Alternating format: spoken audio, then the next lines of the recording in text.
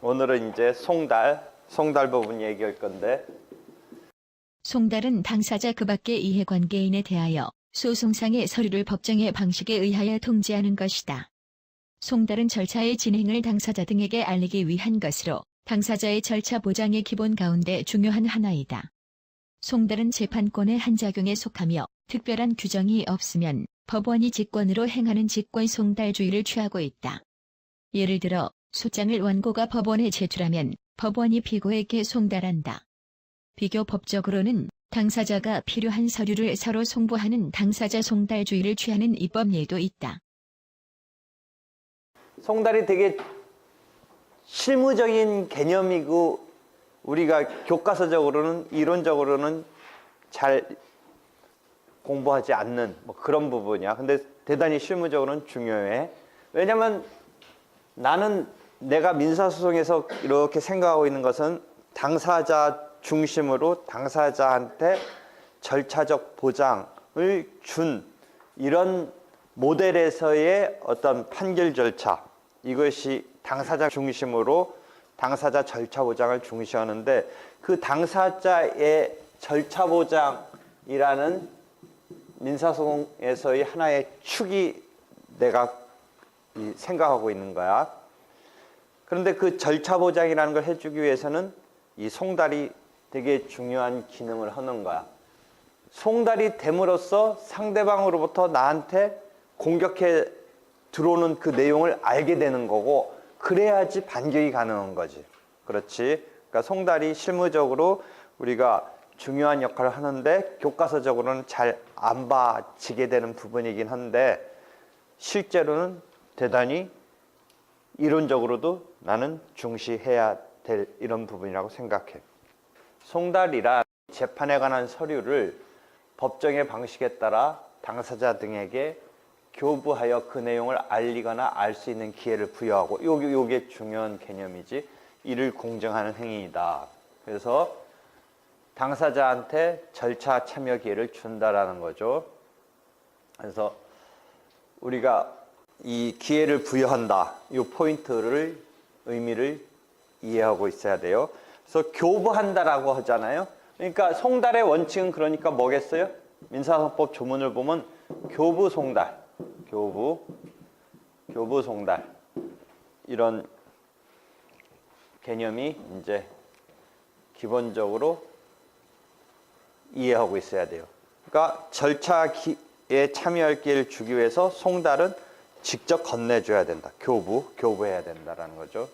그래서 우리가 송달에 관한 조문은 이제 174조 등에서 있는데, 송달은 특별한 정함이 없다면 직권으로 한다. 이 개념도 또 하나 이해하고 있어야 되겠죠.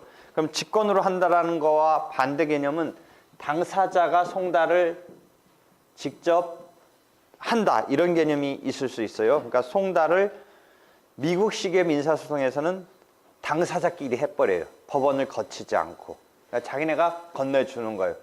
어떤 사설 송달 기간을 이용해서 건네주는 거예요. 그런데 우리는 그런 주의를 취하고 있는 게 아니라 법원이 직권으로 한다. 그러니까 우리가 저번 시간에 뭐 송달료를 예납한다, 뭐 우편요금 1회분에 해당하는 뭐 3,250원인가 3,000 고 얼마를 뭐 몇 회분을 미리 예납한다. 그래서 실제로는 법원 사무관이 송달을 관장하고 하는데, 직접 이제 교부하러 가는 사람은 우편 집배원을 이용하게 된다.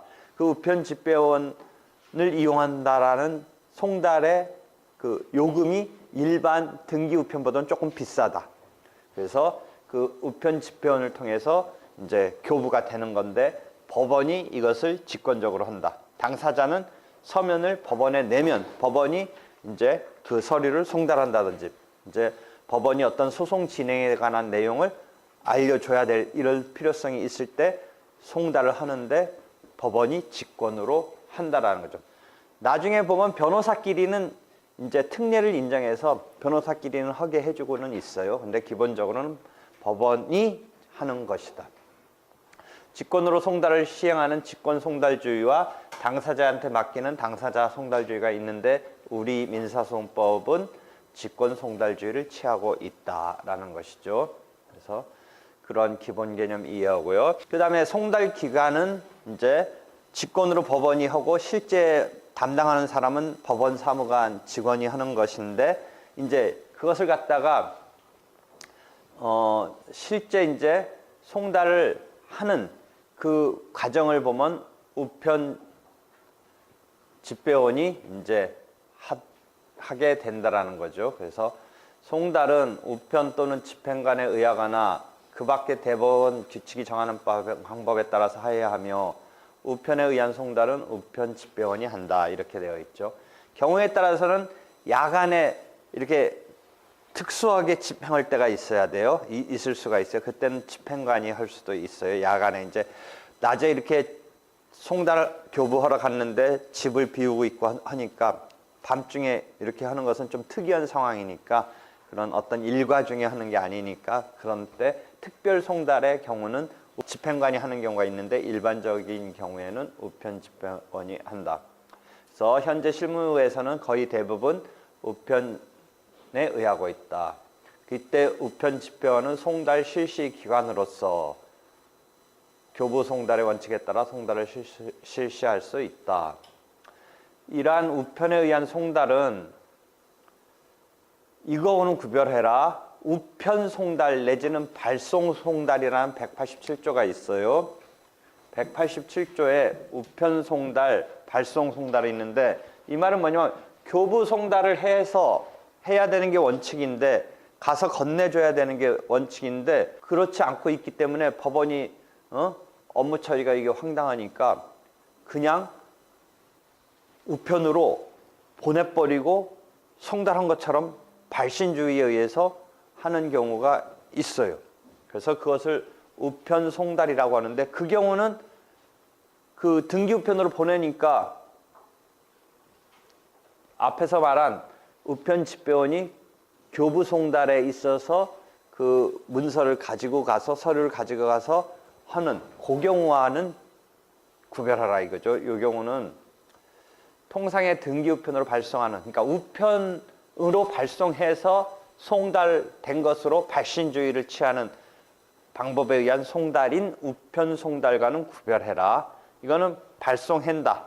등기 우편으로 발송한다. 그래서 송달된 것으로 발신한 그 시점에 처리하는 이런 경우가 특별한 경우에 있어요. 이것도 저것도 이제 안 되면 어디로 가겠어요, 우리가? 이것도 저것도 안 되면 나중에 이제 공시송달로 가겠죠. 공시송달로 가겠죠. 그래서 이런 송달의 방법이 있는데 일반적으로는 교부하는 건데 최종적으로는 공시송달할 수 있다. 이런 이야기는 많이 해본 적이 있죠. 그 와중에 여기 우편송달이란 말이 나오네요. 그 다음에 변호사들끼리 하는 예외가 있다. 이건 민사소송 규칙의 이제 기본적인 송달의 틀에서 편의성 등에 의해서 변호사들은 그것에 대한 어떤 전문가고 뭐 소송에 있어서 관여자이니까 장인애끼리는 할 수 있도록 하고 있다라는 것이죠. 그래서 이 정도 송달 개념 이해를 하고요. 일반 민사소송법 교과서에 다 나오는 이야기예요.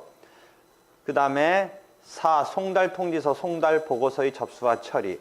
그래서 우편 집배원이 교부 송달하러 가서 그 수령할 수 있는 명의자를 만나서 내가 너한테 지금 교부했다, 건네줬다, 너 사인하라. 우리가 뭐 일반적으로 우편 등기 왔을 때 사인하는 것처럼 그런 사인을 하는데 이제 정식의 송달 어떤 과정을 거기에 기입해서 사인 받아서 이렇게 해서 다시 법원에 갖고 오면 법원이 그 내용에 따라서 이게 송달 제대로 됐다, 뭐 아니면 전달하지 못했다라고 한다면 다시 한번 재송달을 할 건지 아니면 그래서 그 송달 받을 사람 주소가 그 보고서에는 가봤더니 주소에 그 사람이 살지 않는다든지 만약 이렇다면 다시 주소를 갖다가 보완하라고 보정하라고 해서 다시 새로운 보정된 주소로 보낸다든지 하기 위한 그런 전개의 상황을 파악하는 그 내용이 담긴 거예요. 송달 통지서에는 그래서 우편 집배원이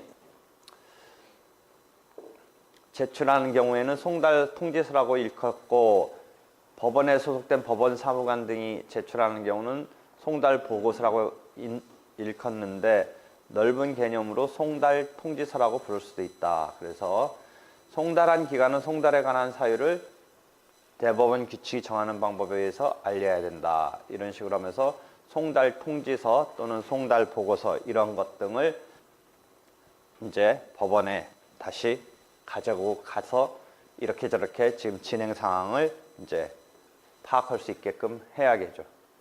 이런 정도가 지금 송달이 되고 있는 과정이에요.